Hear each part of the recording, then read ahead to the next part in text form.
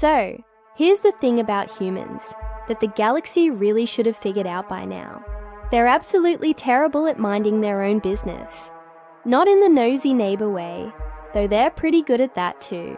No, I'm talking about the spectacular inability to see someone in trouble and just keep walking. It's like a species-wide character flaw, except instead of being embarrassing at parties, it occasionally reshapes galactic politics.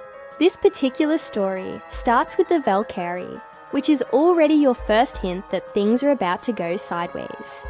The Valkyrie are what you'd get if you took a mantis shrimp, made it 7 FT tall, gave it 4 arms, and then decided it needed to be purple for some reason. They're also pacifists, which in galactic terms means they've spent the last 3 centuries getting absolutely walked over by everyone with a gun and an attitude problem. Their homeworld, Valkar Prime, sits in what military strategists call an unfortunate location, and what everyone else calls right in the middle of where the Krellian Empire wants to expand next. The Krellians, for those keeping score at home, are your standard galactic bullies. Big, scaly, fond of making threatening gestures with their tail spikes, and absolutely convinced that might makes right. They'd been eyeing Valkar Prime for about 5 years, making increasingly aggressive trade offers that basically amounted to, give us your planet, or we'll take it anyway.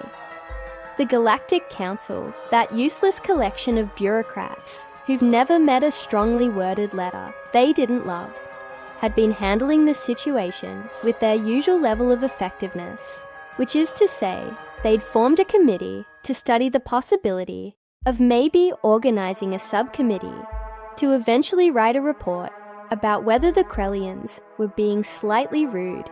Meanwhile, the Valkyrie did what they always did, tried to help everyone, hoped for the best, and quietly prepared for the worst. Enter Lieutenant David Aoy.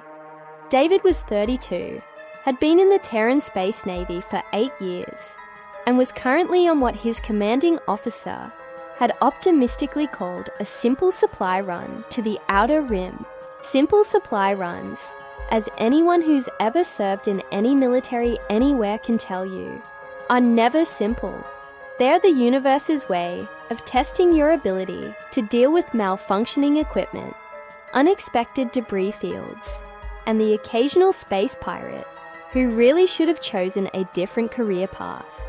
David's ship, the TSN Mercury, was a small frigate that was supposed to be escorting cargo haulers through the Antares Passage. The Mercury was crewed by 18 people, carried enough firepower to make pirates reconsider their life choices, and had been in service for 15 years without a major incident. David was proud of that record.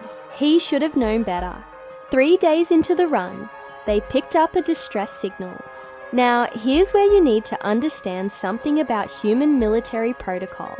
The Terran Space Navy, like every other human military organization that's ever existed, has very clear rules about responding to distress calls. Those rules essentially boil down to respond to the distress call. There's no asterisk that says, unless it's inconvenient, or unless you're busy, or unless it might be dangerous. You hear someone calling for help, you go. End of discussion. The signal was coming from a small medical transport, about 6 light minutes away. The message was fragmented, but the important bits came through clearly enough. Valkyrie ship engines failing. Hull breach requesting immediate assistance. David didn't hesitate. He ordered the Mercury to break formation and make best speed to the coordinates. His XO, a woman named Lieutenant Commander Rebecca Ellis, who'd been in the service since David was in high school, gave him one of those looks that said, "This is probably a bad idea, but also, I'm not going to stop you because it's the right thing to do." They reached the transport in 20 minutes. It was in bad shape. Something had torn a chunk out of the port side, and the ship was venting atmosphere in 3 places. Scans showed life signs, but they were fading fast. "Get me a boarding party," David said. "Full rescue gear, and somebody get that ship stabilized before it tears itself apart." What followed was 45 minutes of the kind of desperate emergency response that makes for great stories afterward, but is absolutely terrifying while it's happening. The Mercury's crew managed to patch the hull breaches, establish a hardline connection, and evacuate the Valkyrie crew. There were 12 of them, and 8 were injured, badly enough to need immediate medical attention.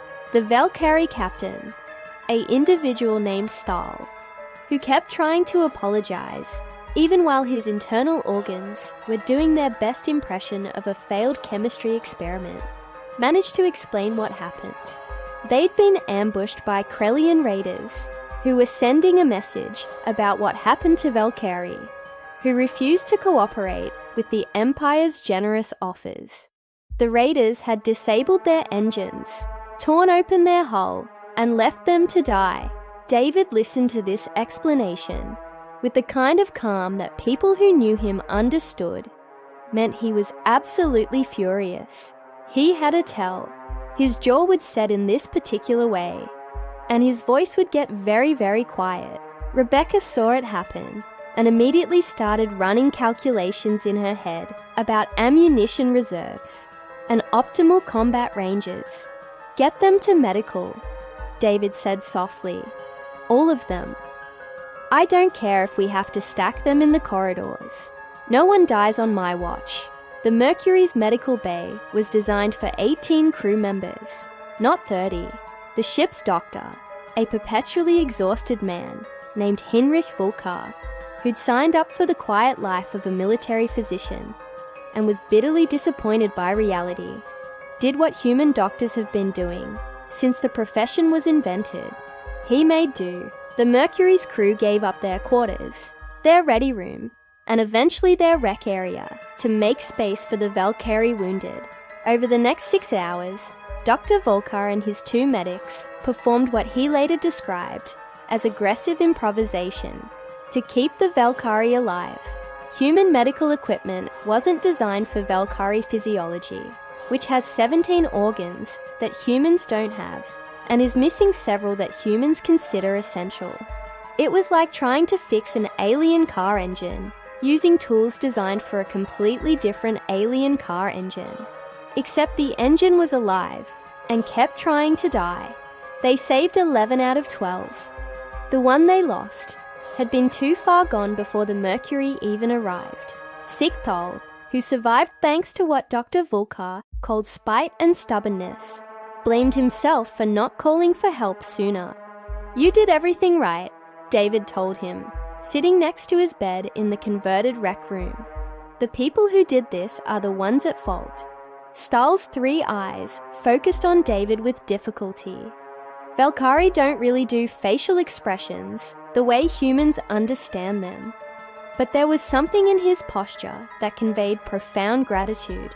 "Your kind are not known to us," he said slowly. "What do you call yourselves?" "Human," David said. "From Earth. And you don't need to thank me. This is just what we do." That right there, that sentence, that's what started everything. Because Sethal, being Valkyrie, couldn't let a debt go unpaid. It's a cultural thing.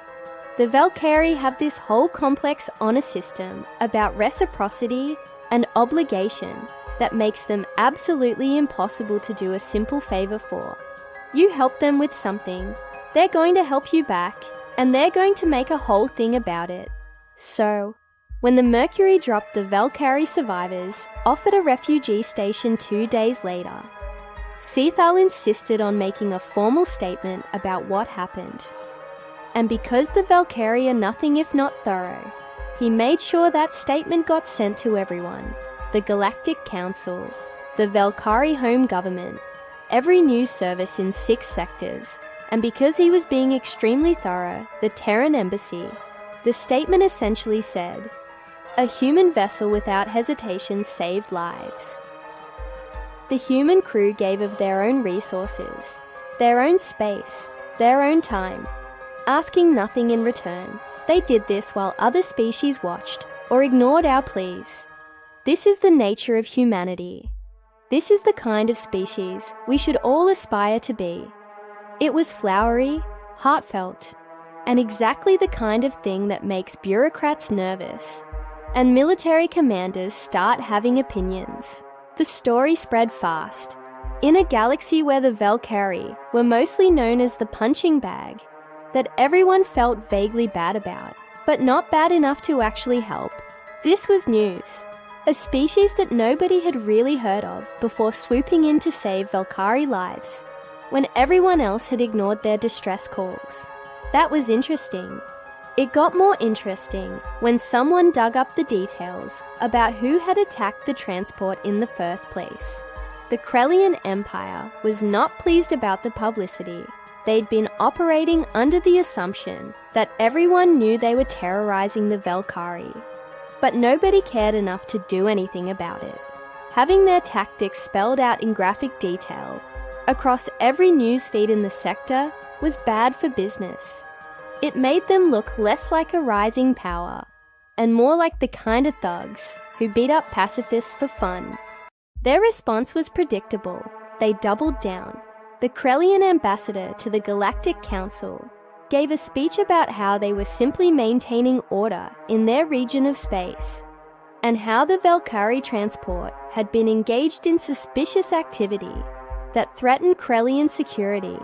It was nonsense.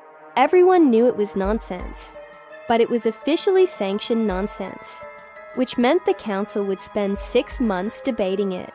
David, meanwhile, was back to escort duty and trying to forget the whole thing.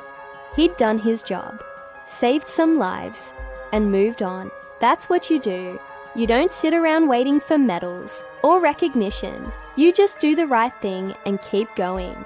The Terran government had other ideas. See, here's another thing about humans that the galaxy was still learning. They're very protective of their own, but they're also weirdly protective of anyone they've decided is under their protection.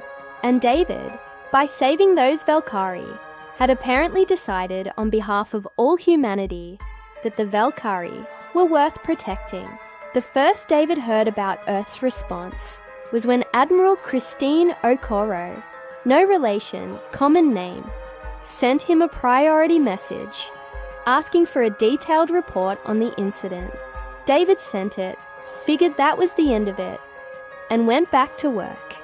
3 days later, the Terran embassy on the Galactic Council Central Station issued a formal statement. It read in part, "The Terran government commends Lieutenant David Okoye and the crew of the TSN Mercury for their swift and humanitarian response to the Valkyrie distress call. We also note with concern the circumstances that led to this distress call. Attacks on civilian vessels are unacceptable under any circumstances, and we call upon the Galactic Council to investigate and take appropriate action." That was diplomatic speak for, "We're paying attention now, and we're not happy." The Krellian Empire, demonstrating the kind of political acumen that had gotten them into this mess in the first place, responded by sending 3 warships to blockade a major Vari trade route. The official reason was security concerns. The actual reason was, "We're going to keep doing whatever we want, and what are you going to do about it?" What humanity did about it was send a fleet, not a ship, not a squadron, a fleet. 16 Terran Navy vessels, led by the battlecruiser TSN Resolute, translated into the Velkar system exactly 48 hours after the Krellian blockade went into effect. They didn't fire a shot. They didn't need to. They just showed up, positioned themselves between the Krellian ships and Velkar Prime, and broadcasted a simple message. "This is Admiral Okoro of the Terran Space Navy. We're here to ensure the safety of civilian shipping in this region. Any vessel interfering with peaceful commerce will be asked to leave." Politely, the galaxy collectively lost its mind. See, humanity had been a council species for about 30 years at this point. They'd been quiet, professional, occasionally a bit pushy about things like basic sentient rights, and maybe we shouldn't ignore genocide, but generally they'd played by the rules. They'd built up their military, sure, but everyone assumed it was just typical new species posturing. Nobody had actually seen the Terran Navy in action. Turns out there's a difference between knowing a species has a military and seeing that military park itself in your backyard with the clear intention of making your day very difficult. The Krellian blockade ships took one look at the Terran fleet, did some very quick calculations about relative firepower and the odds of survival, and decided that maybe they had somewhere else to be. They withdrew to what they called a strategic position, and everyone else called running away. The Valkyrie understandably were shocked. They'd been asking for help for years. They'd filed complaints, made appeals, begged anyone who would listen to do something about the Krellian aggression. The Galactic Council had offered thoughts and prayers. The Terran Navy had offered 16 warships in a battlecruiser. Sekol, who was still recovering from his injuries, sent another message to Earth. This one was shorter. Why? David, who'd been following all of this with increasing disbelief from the Mercury, got pulled into a conference call with about 6 different admirals and a couple of diplomats. They wanted his perspective, they said. They wanted to know what he thought about the situation. "Sir, I just responded to a distress call," David said. "That's it. That's what we're supposed to do." Admiral Okoro, who was participating via quantum link from the bridge of the Resolute, smiled. "Exactly, Lieutenant. That's what we're supposed to do. The Valkyrie needed help. We're helping. But sir, with respect, this is a major diplomatic incident. We just inserted ourselves into a territorial dispute without council authorization. The Krellians are claiming we're invading their space. The Krellians," Okoro said dryly, "can file a complaint. We'll give it all the consideration they gave to the Valkyrie's complaints." She paused. "Look, David, I know this seems like an overreaction. You save a dozen people and we send a fleet, but that's not what this is about. This is about sending a message. What message is that, sir? That there are consequences for attacking civilians. That the galaxy doesn't get to pick and choose which species deserve protection based on whether they can fight back. And that humanity doesn't ignore a debt." David blinked. "A debt, sir.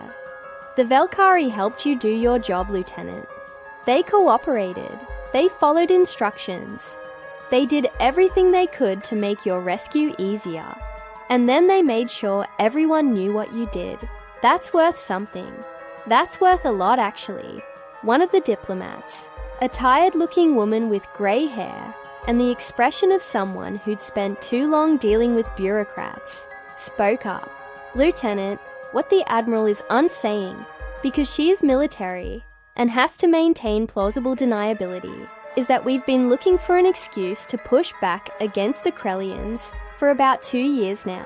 They've been expanding aggressively, ignoring council protocols, and generally acting like the big kids on the playground who don't think anyone can stop them. Your rescue gave us the political capital to do something about it. So, I'm an excuse," David said. "You're a hero," Okoro corrected. "And the Valkyrie made sure everyone knew it. That matters. Public opinion in the galaxy is tricky. But right now, humanity looks like the good guys. The Krellians look like bullies. The Council looks useless. This is the best diplomatic position we've had since we joined. And if the Krellians decide to fight," Okuro's smile was not pleasant, "then we'll educate them about why attacking civilians is a bad idea. The Krellian Empire, for all its bluster, was not actually interested in fighting a war with an unknown quantity like humanity. They were expansionists, not idiots.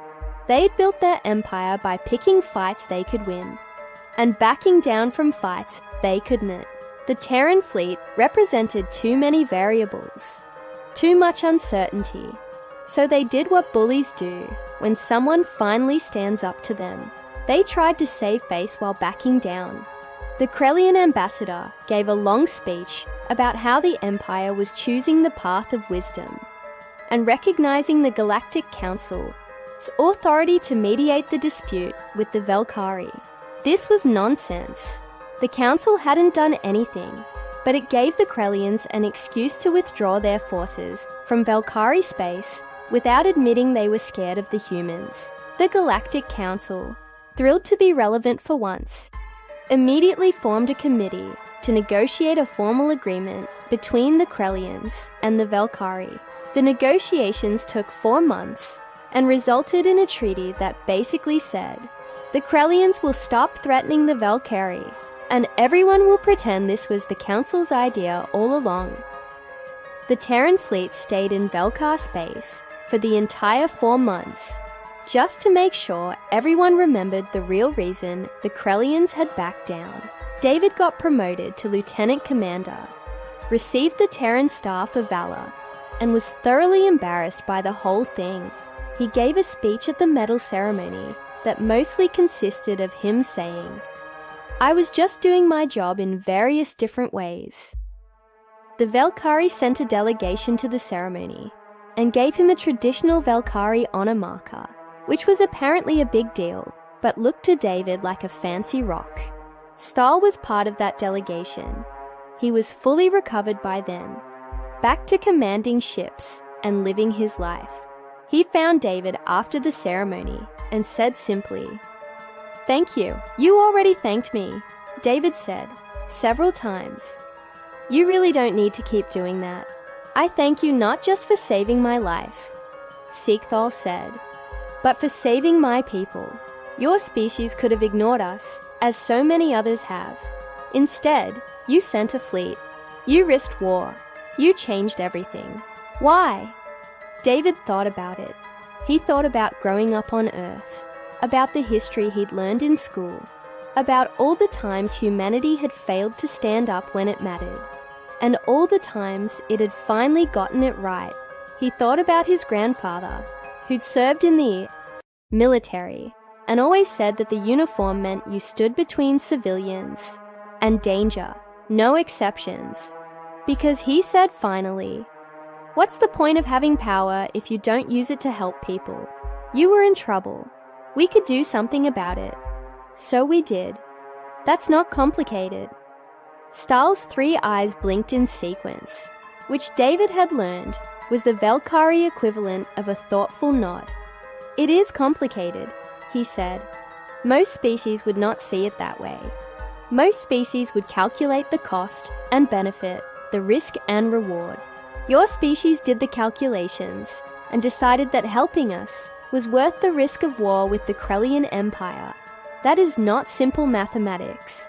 "Maybe we're bad at math," David suggested. "No," Stahl said. "You are very good at a different kind of mathematics, the kind that values lives over territory, safety over profit, justice over convenience. This is not the mathematics the galaxy is used to, but it is mathematics nonetheless." Over the following year, something interesting happened. The Valkyrie, freed from the constant threat of Krellian aggression, started to thrive. Their economy grew, their population expanded. They built new ships, new stations, new opportunities, and they remembered who had helped them when no one else would. They became Earth's strongest allies in the Galactic Council.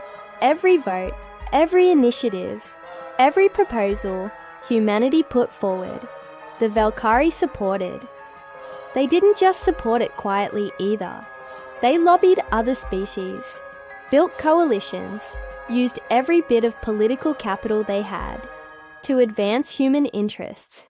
Other species noticed. The Valkyrie had always been dismissed as irrelevant, but suddenly they were relevant, and they were using that relevance to boost humanity's position. It was a masterclass in soft power. More importantly, other species started to reconsider their assumptions about humanity. The humans had sent a fleet to protect a species they barely knew, had risked war for people who couldn't offer them anything in return, and had apparently thought this was just normal behavior. What kind of species does that? What kind of species has that much firepower and uses it for humanitarian interventions? The kind of species, several ambassadors concluded, that might be worth allying with. Earth started getting diplomatic overtures from species that had previously ignored human requests for trade agreements or cultural exchanges. Suddenly, everyone wanted to know more about humanity, wanted to establish embassies, wanted to discuss mutual defense pacts. The Terran Diplomatic Corps, which had been understaffed and underfunded, suddenly had to hire about 300 new people just to handle all the meetings. David, watching all of this unfold from his post on the Mercury, couldn't quite wrap his head around it. He'd responded to a distress call. He'd done exactly what he was supposed to do, what any decent person would do, and somehow that had changed galactic politics.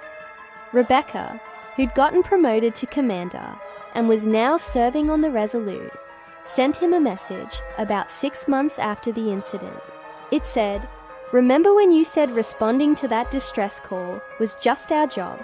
Congratulations. You just changed the definition of what humanity's job is. We're not just another species on the council anymore. We're the species that shows up when people call for help. That's our brand now. Hope you're happy," David wrote back. "I'm not sure I'm happy about that. That's a lot of pressure." Rebecca's response, "Get used to it. Word is they're promoting you to commander and giving you your own ship." Apparently, saving 12 people and accidentally reforming galactic politics is good for your career. Who knew? The promotion came through 3 weeks later. David was given command of the TSN Vigilant, a heavy cruiser with a crew of 2 and 40 and enough firepower to make medium-sized empires nervous. His orders were simple: patrol the regions of space where civilian vessels were most vulnerable, respond to distress calls, and generally make sure everyone remembered that humanity was paying attention. On his first day aboard the Vigilant, David stood on the bridge and looked at his new crew. They were young, mostly eager and professional, and ready to do their jobs. They'd all heard the story of the Mercury and the Valkyrie. Some of them had joined the service because of it.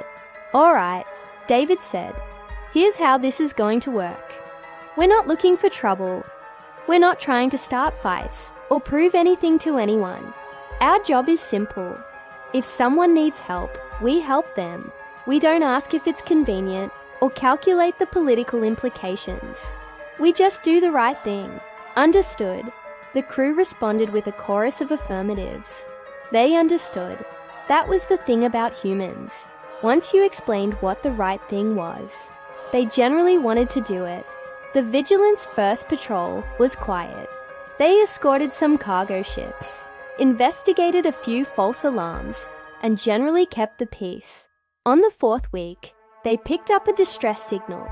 This time it was a civilian research vessel from the Noxith Collective, a species of methane breathers who kept to themselves and rarely interacted with other species. Their ship had suffered a catastrophic systems failure and was drifting in a decaying orbit around a gas giant. David didn't hesitate. "All hands to rescue stations. Get me a solution to stabilize that orbit and prepare boarding teams." The rescue took 6 hours. The Vigilance crew saved all 43 Noxith researchers, even though doing so required some creative engineering to create a methane environment in one of the cargo bays. One of the younger crew members, an engineer named Specialist Diane Kovac, spent an hour in an EVA suit, manually repairing the research vessel's life support while orbiting a gas giant at speeds that would have made professional racers nervous. When it was over and the Noxith were safe, their expedition leader asked David the same question Sackthal had asked. "Why did you help us? Our species have no treaties, no agreements. Why risk your crew for us?" David smiled. "Because you needed help and we could provide it. That's reason enough." The Noxith leader was silent for a long moment. Then they said, "We have underestimated your species. This will be corrected. 3 months later, the Noxith Collective signed a mutual defense treaty with Earth. They also shared their advanced propulsion research, which they'd previously kept secret from everyone. Apparently, getting rescued from certain death created a sense of obligation. Over the next 5 years, the pattern repeated. Human ships responded to distress calls from species across the galaxy. Sometimes it was dramatic rescues like David's. Sometimes it was just helping a broken-down cargo ship get to a repair station. It didn't matter. Humans helped. And every time they helped, they made another ally, another friend, another species that looked at humanity and thought, these are people we can work with. These are people we can trust. The Galactic Council, which had spent centuries operating on the principle that might makes right, and everyone should look after themselves, suddenly had to contend with a new principle. Maybe, just maybe, being decent to each other was actually good policy. It was revolutionary. It was uncomfortable. It was forcing everyone to reconsider assumptions they'd held for thousands of years. And it all started because one human officer responded to a distress call without hesitation, and his government decided that saving those lives was worth sending a fleet. David, now Admiral David Okoye, and commander of the Third Fleet, sometimes thought about that day on the Mercury. He thought about Cethal, who'd recovered from his injuries, and now represented the Valkyrie on the Galactic Council.